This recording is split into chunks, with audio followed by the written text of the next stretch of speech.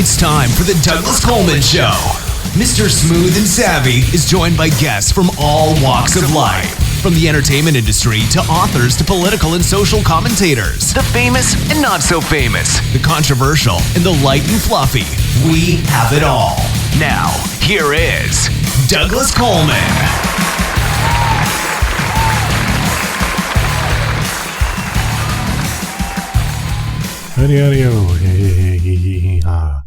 Welcome to the Douglas Coleman Show. It's me, Douglas Coleman. How are ya? We've got two interviews today. First one up is Vic Ferrari, who is a retired New York City Police Department officer who has written a book now called Dickheads Debauchery and Other Ingenious Ways to Die. Very funny title. I was intrigued by that when I saw his submission and wanted to have him on the show to talk to him. So he is here. He's up first, followed by Jenell Diegor, who is a filmmaker, and now she is an organizer of the Real Erotic Art Film Festival, which is going to be in Newfoundland, Canada. She's got a very interesting story. She will be up second. Before we get to the interviews, we do have a song to play today, and I do have an announcement I'd like to make. We are fast approaching our second year on the Douglas Coleman Show. Our anniversary will be in May, and we've had many exciting guests, and we've received many submissions for people who want to be on the show. We would like to accommodate everyone. However, at this point, we're only able to produce one show a week. We would, however, like to move to a 2-show per week format, but we need your help to do that. We have started a Patreon.com page, and we are asking for people to subscribe on a monthly basis. We have levels of $1 a month, $5 a month, $20 and $50. Now, in the $20 to $50 range, you will actually get something other than a warm and fuzzy feeling for your generosity.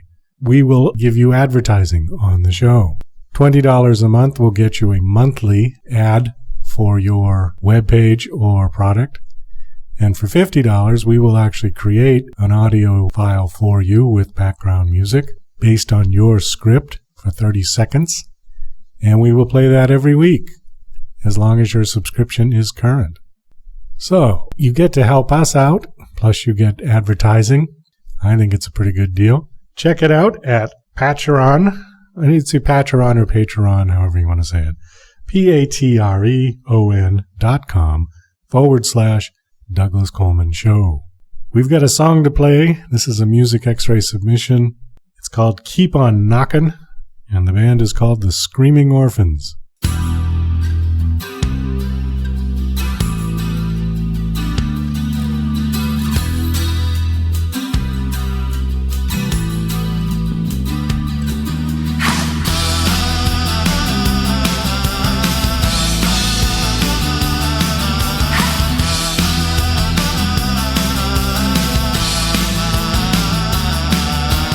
This is not at all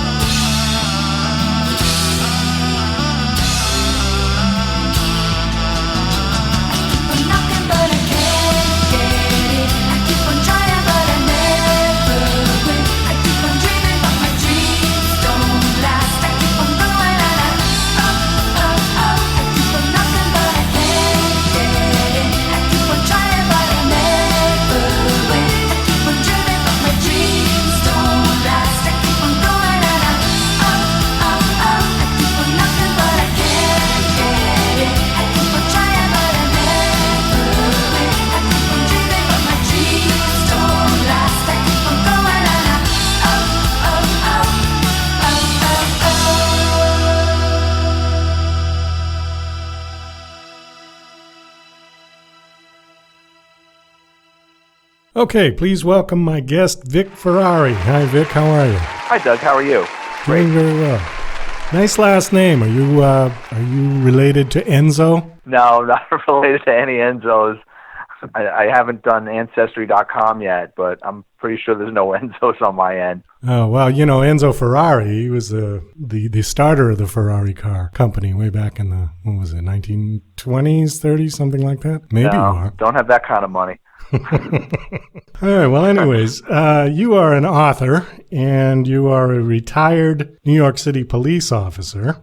And before we get to your book, I just want to say I have a lot of praise and respect for the NYPD. I used to live in New York City in the early 80s, and I was going to school, and I was also a musician. I was playing in little clubs down in Greenwich Village. I don't know how to say this nicely, but in the early 1980s, New York City was a toilet. And the subways were covered in graffiti every square inch, a lot of nasty people. And being a musician, I had to ride the subways late at night. And I'll tell you, I was so happy when I saw transit police down there riding in the cars and just being on the platforms, because it was not a nice place. It was not safe. People were getting robbed and beat up. And so I have a lot of respect for the New York City police. Thank you. And you're totally right. I mean, I'm 50 years old, and I remember as a child with my parents going to visit my uncle who lived in an apartment building on the Upper West Side of Manhattan. And this was late 70s, early 80s. And I remember it was about 8, 9 o'clock at night. We returned to the car, and there was a homeless guy sleeping on the hood of my father's car. And I remember my father just shoving the guy off the car and giving him a kick in the ass. and my father's like, I don't understand why your uncle lives up here. But you are right. I mean, with the homeless and the graffiti, and you were scared to take the subway. Yeah, and I mean, this was before Giuliani. Giuliani really did a nice job cleaning everything up, although some people complain that he destroyed the character, if you will, of New York. But if that was the character, I'd just as soon have it sterilized, because it was just not safe. And I think I went back like in the late 90s, and all of the kind of seedy, smutty places around Times Square were all Disney stores and stuff. I mean, it was kind of funny to see it go from one end to the other, but I would rather have it clean and safe. Okay, so anyways, I just wanted to get that out of the way, that I do have respect and praise for the New York City Police Department. Now, what years were you a police officer in New York City? From 1987 to 2007. Oh, okay. And you were a uniform cop? For about 5 years. Then I was in plain clothes. I worked in the narcotics division, and then I worked in organized crime my last 10. Organized crime. Wow, that would have been interesting. Maybe you were a little too early for Gotti.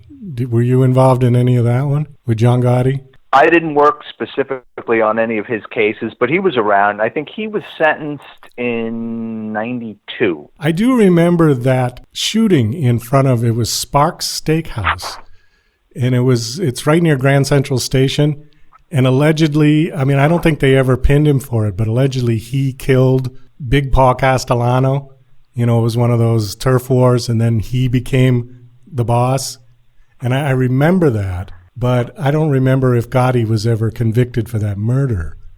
Everybody knew he did it, but they didn't have any proof that he did it. Yeah, that was kind of like a coup. Right. He knew Big Paul was going to be calling for his head at some point, so he got a hold of a bunch of capos that were less than happy with Big Paul and said, listen, if we take him out, I can cut you in on a better deal. You'll make more money, and you'll be happier, and he won't have his hand in your pocket. So he got about 4 or 5 of his capos. He didn't actually pull the trigger, but he was there. And I don't remember if anyone was actually convicted for the crime. I know when Sammy the Bull Gravano flipped, he gave chapter and verse who was involved. Yeah, I kind of remember that story. I remember I was actually in the city around that area, and I remember seeing it the next day on the news and going, wow, I was just there. I wasn't at the steakhouse, thank God, but I was, around Grand Central Station at that time. Okay, so you retired 20 years in the force. You moved to Florida, And now you've written a book called, I love the title, by the way. That was probably one of the reasons I was intrigued and wanted to have you on the show. Dickheads and Debauchery and Other Ingenious Ways to Die. I'm assuming a lot of this information and fodder that you got for the book was from your work for the 20 years as a police officer. Would I be right in assuming that? It's about half of that. The genesis for the book was, originally I was going to name the book, Listen to Me, You're Going to Get Yourself Killed, because that's what my mother used to say all the time to my brother and I when we were doing something ridiculous. And I said, that title's not going to work.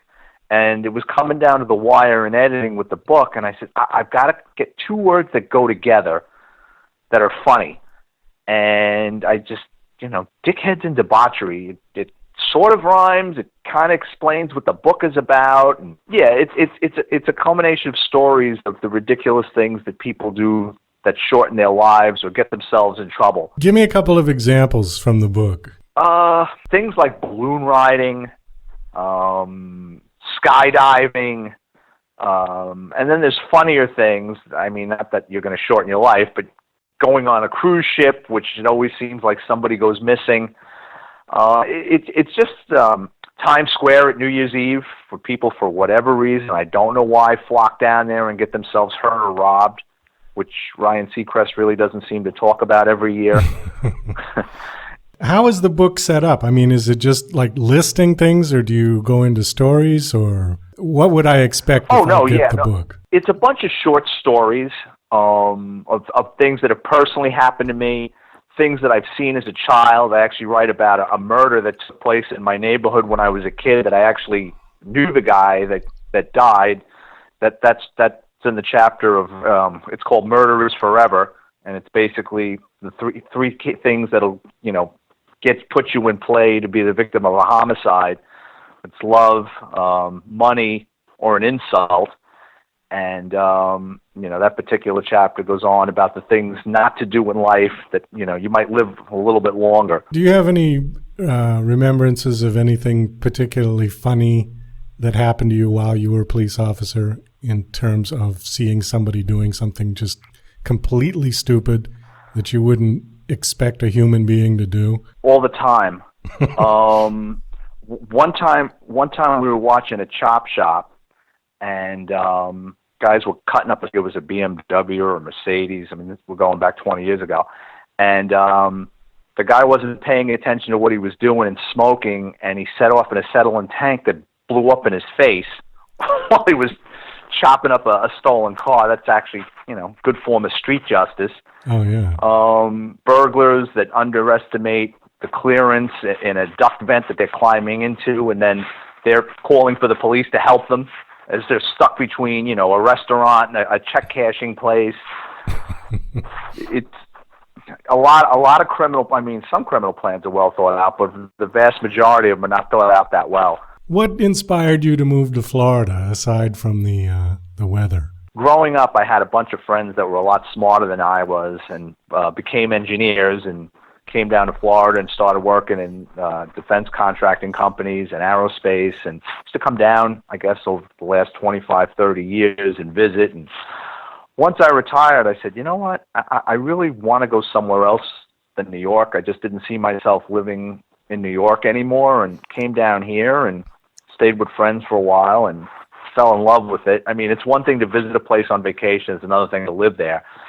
But I really enjoyed it, and I said, you know what, I'm going to plant my flag here, and bought a house, and I've been living so far happily ever after. Now, you lived in the Bronx. It says in your bio you lived there for over 40 years, and the Bronx has had a lot of demographic changes over 40 years. As I remember from reading about it, it used to be like a really nice area. It was also kind of very Italian back in the 50s and 60s. And then everything started to shift. Then the Italians kind of moved out, and you had the Spanish move in. And the later pictures I've seen of the South Bronx anyways, it doesn't look that great. It looks like a war zone.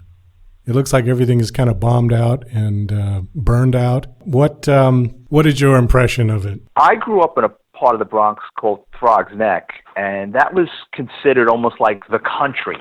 I mean, guys that I went to high school with that lived in Manhattan would, on Saturdays or something would come up and go, "Wow, you live in the country." I'm like, not really.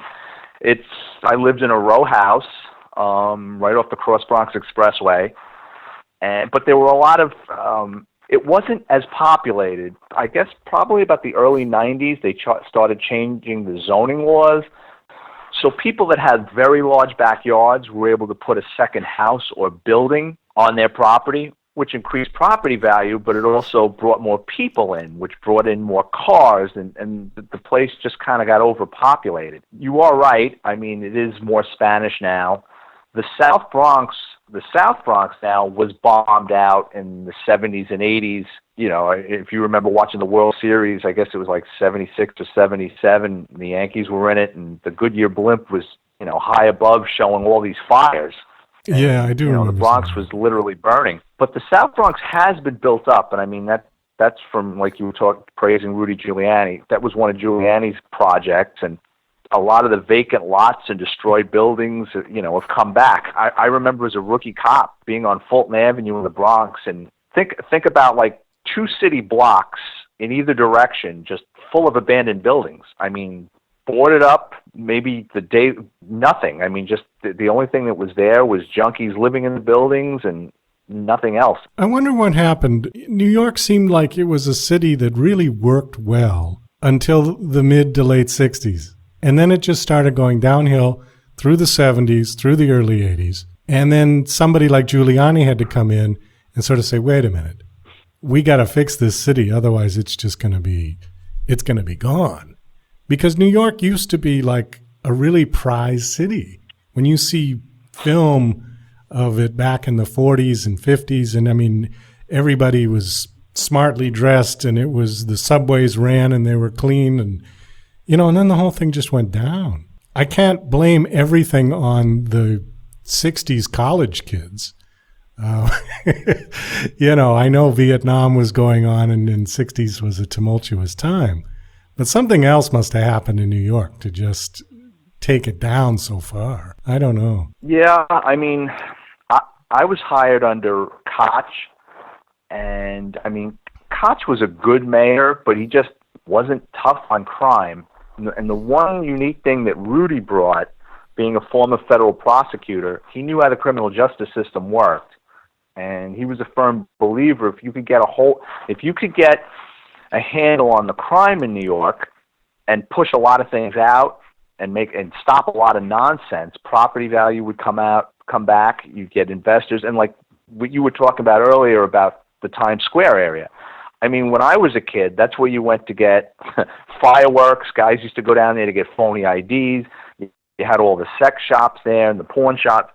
What Rudy did was he had narcotics go down there and basically just keep raiding them to, get the drug dealers out of there. Then what they started doing was what's called nuisance abatements. And if you, let's say for argument's sake, you own a store, and I forget now exactly how it works, but if there's more than 1 or 2 criminal incidents inside your store, if you don't correct that problem, the city can seize the property from you. So a lot of these businesses either, the landlords threw these people out that were doing illegal things inside their buildings that they turned a blind eye to for years, and they later, either the city took it over or, they got on board and cleaned up, what was going on in their establishment, and then, big companies like Disney and Nike went down there and started buying up the properties, and that's what you see now down there. But if you remember, I mean, you said you lived down there, it was the Wild West. Oh, yeah. Yeah, it was insane. And it just seemed like there was no cops around. You'd be walking around and it's like, where's the police? These people are running wild. Being a musician, we didn't get paid very much money to play. We were just happy to be playing. And I'd end up spending half of what I made that night taking a cab just because I didn't want to go in the subway. That's how bad it was. I think it was 50 cents or 60 cents at the time to ride a subway. And a cab ride was going to cost me $8 or something like that. And I thought, well, you know what? I'm going to spend the $8. because I just didn't want to go. Right, it's worth your life. Yeah, exactly. And it was too bad. I mean, thinking about it now, I think, well, isn't that a shame that you have to be like that? It's a lot better now. I don't know. What did he do with the subways? How did he get them so that nobody's spraying paint on them anymore? Basically, the subway was a playground or an amusement park for criminals and the homeless.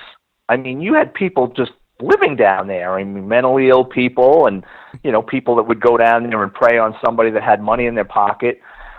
First thing he did was with the quality of life crimes. So drinking a beer, urinating in public, jumping the turnstile.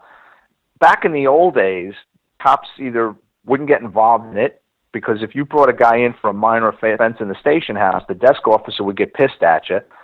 So what Giuliani said was, okay, guy jumps the turnstile, instead of just giving him a ticket that he's never going to pay, bring him into the station house, fingerprint him, and see, does the guy have a criminal record? Is the guy wanted?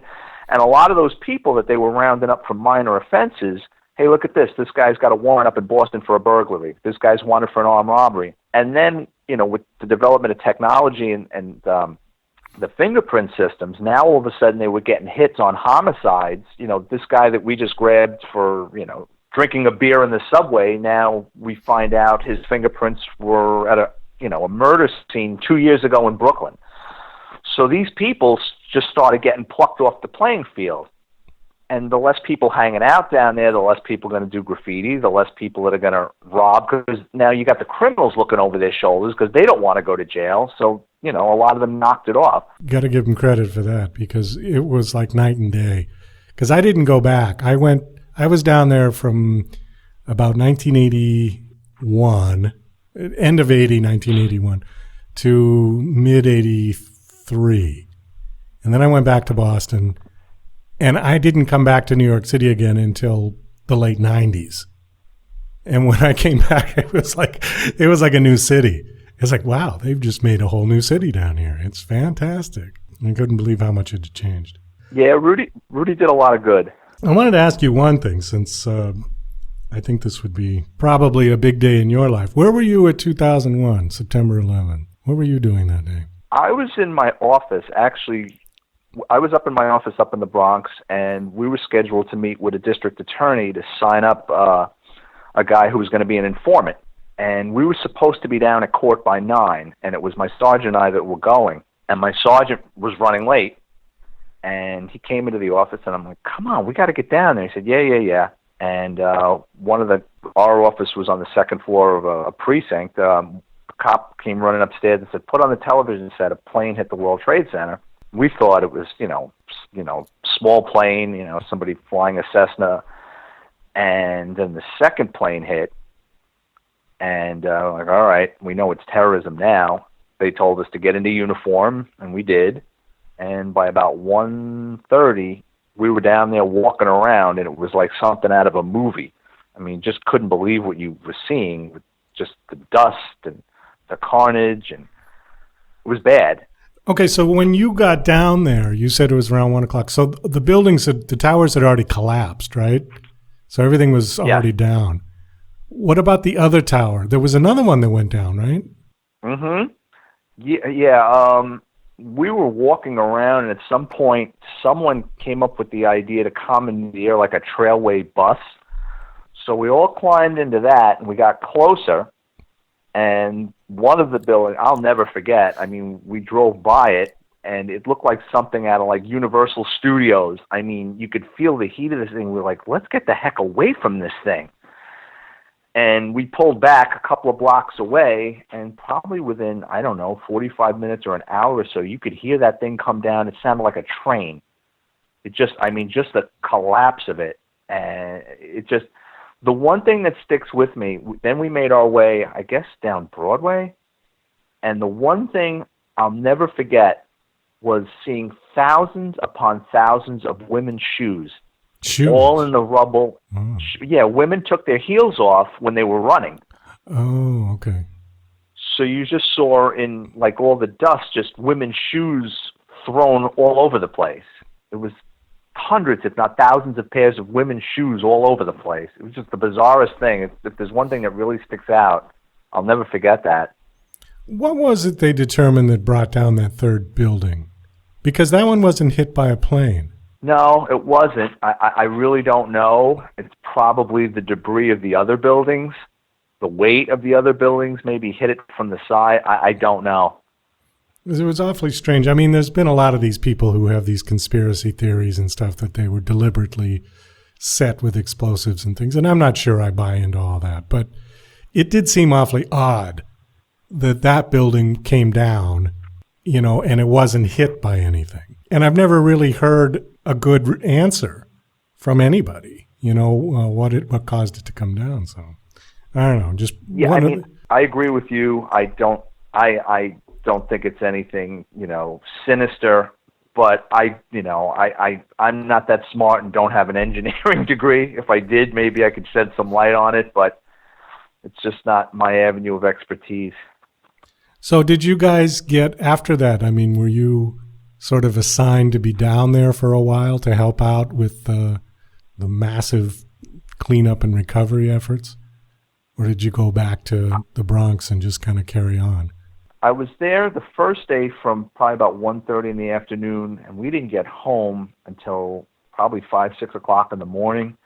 Then I remember the next day we had to be down there probably about 5:30 at night, and we were doing like 12-hour shifts for probably about 3 or 4 days.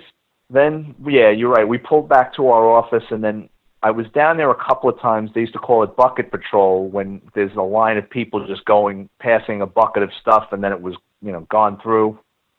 I also spent quite a bit of time out at the dump. They had us cutting open cars and, you know, to see if anybody was inside of a vehicle. And also for the insurance companies, you know, people reporting their cars stolen or missing that really weren't down there. So that was a mess. I wasn't there as much as others, but the short time I was there was more than enough. Yeah, that was a pretty horrific day. I mean, I saw it on TV like everyone else. We just sat there dumbfounded, you know. Yeah, very sad day in the United States, that's for sure. I did want to touch on one thing that you have on here. You said subpar food. and I had to laugh at that because I had the same experience coming to Vegas. I went out one night for dinner, wanted pizza. Been having trouble finding pizza that's any good. Found this place that was written up in all of the local Las Vegas, you know, food magazines and this and that. Best pizza in Las Vegas 10 years in a row. That's what it said. So we went. The place was packed, and we had to wait. And it wasn't a fancy place. It was just a pizza place. We had to wait about 20 minutes to get a table. So meanwhile, I'm starving, and I'm thinking, wow, this is going to be good. Look at this line of people, you know. When the pizza came, it looked like a pizza. It looked good. When I bit into it, I just kind of went, oh. And to me, the pizza is the sauce and the crust because everything else is pretty much constant. It's the sauce and the crust. And I don't know what they did, but the crust was soggy. The sauce was bland. You know, it tasted like Campbell's tomato soup. And I thought, this is like the worst. It wasn't the worst pizza I'd ever have, but it hardly ranked the greatest pizza. But then I started laughing, thinking, well, maybe it is the greatest pizza that Vegas has ever had. Because coming from Boston, and you know, coming from New York, the pizza is the best in the country. And even the stuff you get off the street was better than this pizza. So sure, I can imagine Florida is probably similar to Las Vegas in terms of not the greatest food in the world, I'm sure. I haven't had pizza in Florida in probably 3 or 4 years. I'm not going to put myself through it. It's just not good. They say it has something to do with the water down here. Dough doesn't come out right, and the sauce doesn't come out right. I don't know what it is, but it's just the food out here is not that good. I think you get spoiled living in New York. Oh, absolutely. And in Boston, I mean, we had the same with the Italian food, and then also like the lobsters and all of that. It was just the best. And when you go somewhere else, it just, I don't know. Las Vegas is not really, it's known for its prime rib, but I'm not a huge fan of prime rib. It's just like a little too much meat for me. Yeah, I don't mind the small bits, but I just can't sit there and eat that. And then sometimes you get it, it's too bloody, and it just kind of ruins my appetite. But, well, what do you like to cook? What are some of the things you cook? Oh, I love Italian food. I mean, I'm half Italian, so when I was a kid, my father always used to tell me, get in there and pay attention to what your mother's doing. I'm like, why? And he goes, son, he goes, when you get older, he says, when you get older, he goes, if you don't know how to cook, you're going to be at the mercy of a woman. Get in there and learn. So, you know, he encouraged it, and my mom was a really good cook. I mean, you know, lasagna, I can make variety of sauces, fish dishes. I love to cook, but I mean, down in where I live, I mean, if you want Italian food, you go to Carrabba's, which it's okay. It's a chain, but you're not going to find a place down here like Anthony's or Vito's or right. You know, Nunzio's. They just don't exist. Yeah, the family restaurants, right? Right. Everybody goes to Olive Garden, which I think is terrible. I can't stand their food. I think it's way overrated. But if you went into the North End in Boston, in the Italian district, you could go to any of those places, and the food was awesome. And there might only be 4 tables in there, and if you can get in, and it's not fancy, but the food was just spectacular. And it was run by the same family for the last 80 years, 100 years, or something like that. And that's what really does it. You know, the chains, I don't know. McDonald's is okay because you know what you're going to get. If you go to a McDonald's in New York, it's going to be exactly the same as the one in Florida. And if you're looking for a burger, that's fine. You get a McDonald's. It's consistent. But when you're looking for real Italian food, the chains, they just don't make it. Absolutely don't. No, I agree. So, anyways, your book is called Dickheads Debauchery and Other Ingenious Ways to Die. How's the book doing? Not bad. I mean, I took a lot of bumps and bruises, you know, writing my first book, but it's actually doing a lot better than I thought for an independent author. It's available on Amazon and Kindle and paperback, and sales are, you know, better than I expected. Super. Do you have a website? I have a Twitter page, Vic Ferrari 50, and a Facebook page, Dickheads Debauchery. Well, Vic, thank you very much for coming on the show. I appreciate it. Thank you for talking about your book and about your time with the NYPD. I appreciate that. Best of luck to you with the book. I hope it does well. Thank you very much for having me on your show, Doug. I really appreciate it. You're listening to Mr. Smooth and Savvy right here on the Douglas Coleman Show. We'll be right back after these commercial messages.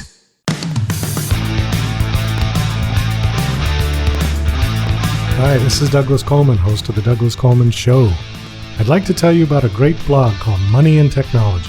Money and Technology is a blog for people who want to start investing in technology. They often post ideas to make money online, such as social media marketing strategies. In today's world, there's all kinds of money to be made in the technology industry. Whether you want to launch a career in the tech world, or you want to start using social media marketing strategies to earn passive income at home. In addition to learning about investing in technology via stocks, you will discover many new ideas to make money online. The world of technology changes every single day. If you want to be on the cutting edge, you need to read Money and Technology Daily. Please go to their website at moneyandtechnology.com. That's moneyandtechnology.com.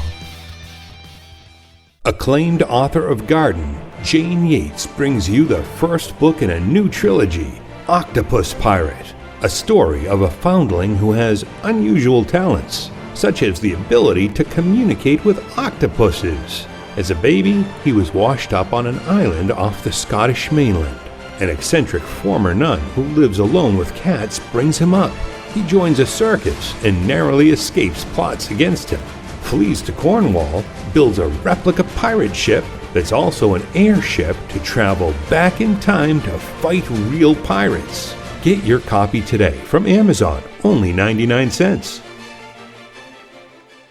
And now... Hey, Rocky, watch me pull a rabbit out of my hat. Again? Nothing up my sleeve. Presto! No doubt about it. I gotta get another hat. Now here's something we hope you'll really like. Okay, please welcome my guest, Jenell Diegor. How are you, Jenell? Oh, I'm good, Douglas. Thank you for having me. Oh, thank you for coming on the show. Your bio is very interesting, and I want to go through it kind of piece by piece and let you tell your story. Okay. First up is that you were born in the Philippines, and at 15, you and your family relocated to Newfoundland, Canada. Tell me about the Philippines. What was your life like there? Well, it was very hot compared to Canada. A lot of beaches, a lot of tropical weather in general. I guess that's what I'm remembering the most. But when I was there, it was very, myself and my brother, we stayed home most of the time. We went to school. Our parents work at the Department of Environment and Natural Resources.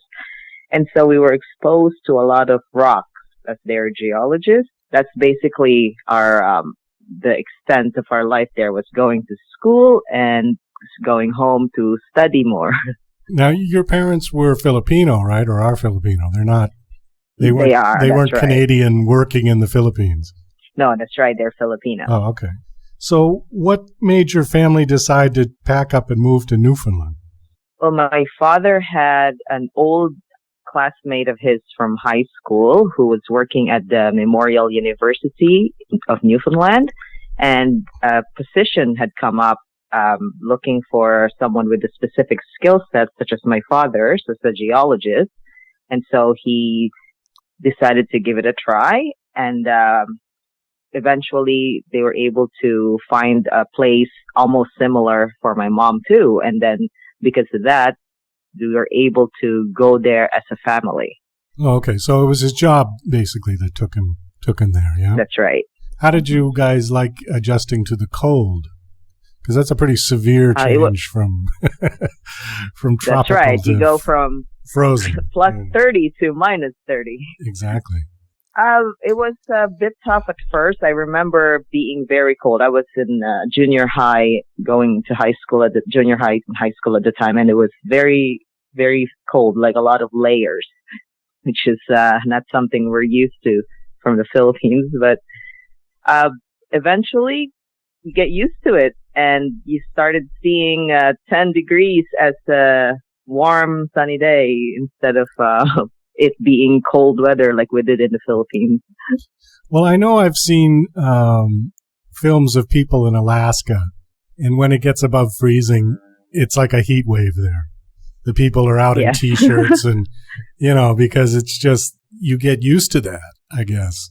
That's right, yeah. Because when you're, especially in Newfoundland, you go through most of the year in cold and rain and drizzle and fog, and you don't barely see a lot of sunshine, only in the summer months. But when you're exposed to that for years, then you eventually get used to it, and then you started to just kind of look forward to the plus temperatures. No matter how low they were still, it's on the plus side. It's not in the negatives anymore. Right, exactly. Okay, so then during the mid-2000s, you started a small adult-orientated cinematography business for couples who were looking to create their own private pornographic films. That's very interesting. That's right. I'm kind of curious how you did that. Did you set up a website? I mean, how did you advertise for this? Yeah. It was on a website, and I had a website, but I also were going through put a little subtle ads in local classifieds, and I had business cards laying around in the downtown area, but it was a very limited, not many people were exposed to it. Like St. John's, Newfoundland is already a small town, but even those that are interested in something like that was even a smaller demographic. But I was able to actually network from from word of mouth from some people, and then from some that were attending adult events downtown, and they were able to see some of my cards. So that's how I got the people to give me a call. Now, were these films that you were making, were these going to be for distribution, or they were just for their own private use? Oh, it was just for their own private use. So basically, I was there to direct them if they needed help with that and with the direction. And and just to be their cameraman, really. And then they get to keep all the copies, 100%. Like I don't keep anything for my own files. It's all for all the copies belong to them, and they do with it as they wish. I guess I'm curious why somebody would hire somebody to do that if you were just going to do it privately. Wouldn't you just set up a camera on a tripod and do it yourself? I don't know that I would be that comfortable with somebody there watching and directing, you know? Oh, yes. Yeah, I understand. That is what most people probably do think, especially now with the smartphones. They're so much easier to do. But back then when I was doing it, not many people there really had access to good camera. And I guess they were just part of the appeal was to have somebody doing it for them, like make them feel like their own, like a porn star, really. All right. Well, listen, I think whatever people want to do in their home is their business. I certainly don't judge it. I don't think I would be real comfortable doing that personally, but that's right. To each his own. Now, did you get a lot of customers for this? There was. I did it over a course of 3.5 years. Yes. And during the time, it wasn't a whole lot, but about 20 couples in total. Some of them were repeat customers and some were just one time. Now, I'm kind of curious, what would you charge to do something like that? What did you charge people back then? Back then, I charged $300 for a half hour. $300 for a half an hour. Okay. And you would bring the camera. Was it just you or did you bring a whole crew with you? No, it was just me with a camera and a set of lights that I set up and a tripod. What made you want to do this? What was it that inspired you to do this? Oh, I really don't know. Like, I'm interested in filmmaking, but I don't know why I went to that part of filmmaking. Maybe because when I was growing up, it was very like a restrictive household. And once I was on my own, I kind of started to look at more things and experiment in more things. And so it's like the appeal of that kind of just made me, okay, well, this is, I don't see anyone offering it out loud in public. So maybe if there's some people that are interested in doing it, maybe someone will want me to do it for them. So that's basically it. Was this anything with you exploring sexuality on your own too?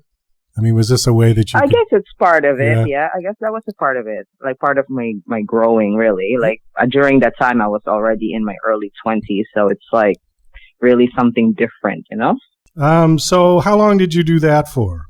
I did it for about 3.5 years, and then it kind of just stopped, like with the lack of the demand and also the emergence of this cell phones that can do videos. It's really became, useless. So like if people wanted to do it on their own, it's even easier for them to do it now.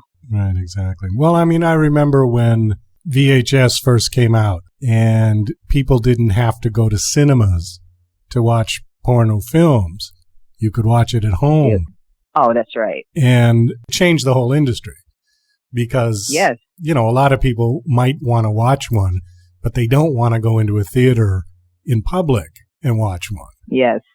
So I think that certainly helped the adult film industry significantly in terms of business, and it opened up a whole new market, really. Yes, it's a whole new market. A lot of people that didn't think they could publicly go and watch, like in theaters and stuff, like right. Because they're still showing. There are certain times when they're still showing some racy movies that people will be more comfortable with in their own home. Okay, so then after that. Then you worked for a while at, looks like the Cotton Club. It was a gentleman's bar. That's right. Okay.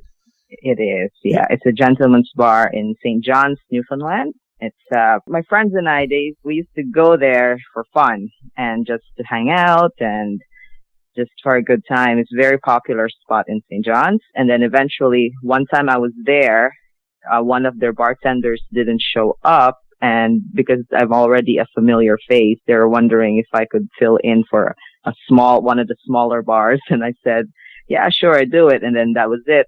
Ever since then, I started to become a full-time staff member. Okay, now this is a strip club? Yes, it is. Okay, but you weren't a dancer there. You were just working as a bartender or... No, yes. I started out with that one shift at the bar, on the smaller VIP bar, but then I was hired as a coat check person. So I was taking the cover charge, hanging the coats at the door. Like, that's what I was doing at first. And then I eventually started working in like bartending the other bars, because there's a sports bar downstairs. And then occasionally do the main strip club bar. And then eventually I started being the bartender for the VIP lounge. And also I would DJ on some nights. Now, was this a more upscale kind of club? Yes, it's a more of an upscale, classier venue. So the drinks are very expensive, presumably. That's right. Yeah, basically that's it. Okay. Drinks are expensive. There's a dress code that needs to be followed while you're in there, and there's the doormen are dressed up in suits and bow ties. Oh, okay. All right. So you worked there, and then in 2012 you left there and moved to Toronto. I did. Yes, I packed up a suitcase, and I have one cat. I packed up a suitcase and a cat, and I moved to Toronto. Okay. I love Toronto. I have been there many, many times. In fact, I almost moved there back in... Oh, yeah? Yeah, back in 2003, 4. Okay. Yeah. Oh, I love it here. But it didn't quite work out, and so I didn't move there. But I almost did. Almost. Right. Close. I love the city. I love the big metropolis. I think it's a great city. My only complaint about Toronto was that it was just too damn cold. Of course. Yeah, the winter was a killer, and something about... See, I'm originally from Boston, so I mean it's not that far away, but the difference in weather was tremendous between Boston and Toronto. I mean, Boston's cold. Yeah. Boston is cold in the winter, don't get me wrong, but Toronto was 10 times colder, it seemed, because I think it's something about the wind off Lake Ontario. And oh, yes, it's very, the wind and the wind chill is way worse. Yeah. It just, every time I went to Toronto and then came back to Boston, I felt like I'd flown to Miami Beach. I mean, it just was, I was like, oh, God, it's so much warmer here in Boston. But very noticeable difference, eh? Yeah. So you so you moved to Toronto and with your cat, and then that's right. You wrote several short fictions and travel guidebooks. Yes, yeah. Where have you traveled? Tell me some of the places you've traveled. Actually, my main travel goal was when I first moved to Toronto was to see the 7 Wonders of the World, the new 7 Wonders that was put up. That was voted on by the 7 Wonders Foundation. That was in the Rio, the Christ the Redeemer statue in Rio, the Taj Mahal in India, Roman Colosseum, the Chichen Itza in Mexico, the Machu Picchu in Peru, the Great Wall of China, and Petra in Jordan. So those are some of the places I've been to, those 7 places. And my favorite one of all is the Pyramids of Giza in Egypt. Okay, so why was the pyramids in Egypt your favorite place? Since I was a kid, I was given an encyclopedia by my dad that mentioned the original 7 Wonders of the World. And because the Pyramids of Giza are the only ones remaining out of that, it became almost like something I've always wanted to see. And when the time came that I could actually go there and see it for myself, that was just like the highlight. Like for me, it was just, I felt like so connected to I don't know why, to the 5,000-year-old pyramid blocks, but I felt such amazing, like, I don't know, it was surreal. It was just a peace when I was there. And it's something I went back to see again because it's absolutely my favorite. So you've got 5 online video courses in Egyptology. What exactly does that teach you? About the history of it? Yes, it's all about the history of ancient Egypt. So the different courses I have put up from my years of studying about it was one of them is the Introduction to Ancient Egypt. There's a specific course on the gods and goddesses of ancient Egypt. and the women from back then in ancient Egypt, because a lot of them became leaders of their country. They were female pharaohs and very influential queens also. And the two comprehensive courses, one about Ramses II and one about the Tutankhamun. So those were the main subjects of my Egyptology classes. So were these videos that you shot while you were there, and then you've done a kind of course tutorial, or what? How did you put this together? Oh, just a lot of pictures that I did take while I was there. There's some videos, but I also spend most of the time in the video courses talking about the history and explaining the different periods of time in the study of Egyptology, like the different dynasties in Egypt, and even discussing the newer finds that archaeologists are finding now, especially the big treasure back in 1923 when they opened the tomb of Tutankhamun and discovered all the golden treasures and his mummy and all that. So that's basically what it is about. You're also doing some other film work, right? Yes, I'm doing some short films and short documentaries. Okay, one of them is called Dear Dylan. Yeah, it's a short film I shot here in Toronto. Tell me about that one. Dear Dylan is about a man named Dylan whose girlfriend Emily broke up with him by leaving a letter on their nightstand, and that's where the title came from, Dear Dylan. And she's basically telling him the reasons of why she's leaving, and that she's met someone else, and then something else happens in it. It's just a short film, but that's the gist of it. Was this something that you've shot on a phone, or was this something that you used a camera for? For this one, I actually used my iPhone, attached with some accessories, but it's just the iPhone. Okay, because I know that is...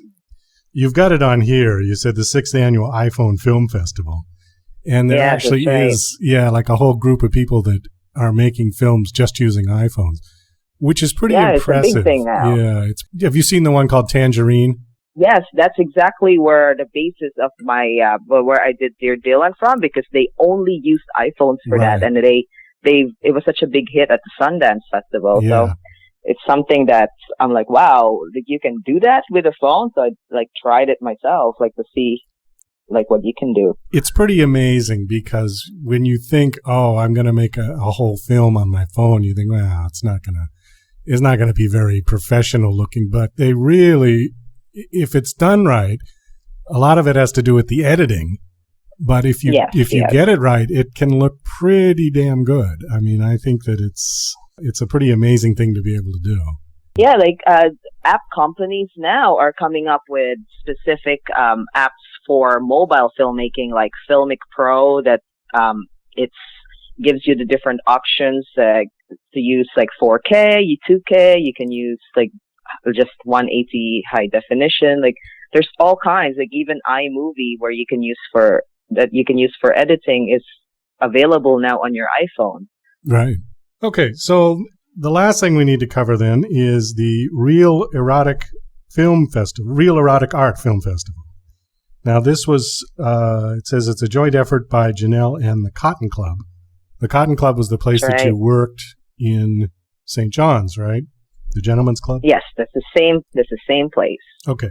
So you and them have put together a film festival. Yes, we put together a film festival that has, that's not something you see every day in Newfoundland. It's not something that is very mainstream there, and which is why the Con Club was the perfect venue for it, seeing as the place already shows adult entertainment and people already know about the Con Club. We have some local interest going on there now. So people are going to submit their film. Now, are these films, according to your bio, it says they're offering films, showing films that are erotic in nature with meaningful storylines. So it's not just the amateur kind of sex scene and that's it. It's actually, well, see, back in the 70s, they used to make adult films like that. And, right. They used to make those. And then now with the emergence of online sites that are making it very easy for people to just upload any kind of sex films, a lot of them are missing the story, or it's become like completely gone altogether. Like it's just completely like sex shot on an iPhone. Well, right. Like there's not much. There's not much script going on there. It's just pretty much the sex, and that's it. So, how much interest have you received with in regards to this film festival? Have you got a lot of people that? Well, for submissions wise, we've accepted them from all over the world, and we're almost close to 100 submissions. So there's been there's been a considerable it's very unique market. It's not for everybody, so a lot of filmmakers won't touch it, and then of course a lot of actual pornographers might not touch it just because it's not really just plain old pornography. We're looking for something that has some sort of artistic nature or a meaningful storyline like that. But yeah, so we've gathered a little bit of interest, like about almost 100 in different categories, right? Is this the first year you're doing this? Yes, this will be the first year. So when is the actual film festival? It's going to be on August 6th, 2017, and it'll be at the Comic Con. Okay. And anybody can come, or do you have to be invited? Any members of the public, as long as they're 19 and over, because it is a liquor establishment, and you need to be 19 and up to go inside. Well, it sounds interesting. Best of luck with it. Thank you. I hope it's a success. Do you have a website for it that you want to plug that people can come and look and see what's going on? Yeah, that's right. For any information, they can go to reeleroticart.com, and that's spelled REEL, eroticart.com. Well, Jenell, thank you so much for coming on the show. I appreciate it. Thank you for sharing your story with us. It was very interesting. Best of luck with the film festival. Thank you, Douglas, for having me. Well, that's about all the time we've got for the show today. I want to thank my special guests, Vic Ferrari, Jenell Diegor, and the Screaming Orphans. This is Douglas Coleman saying goodbye. To the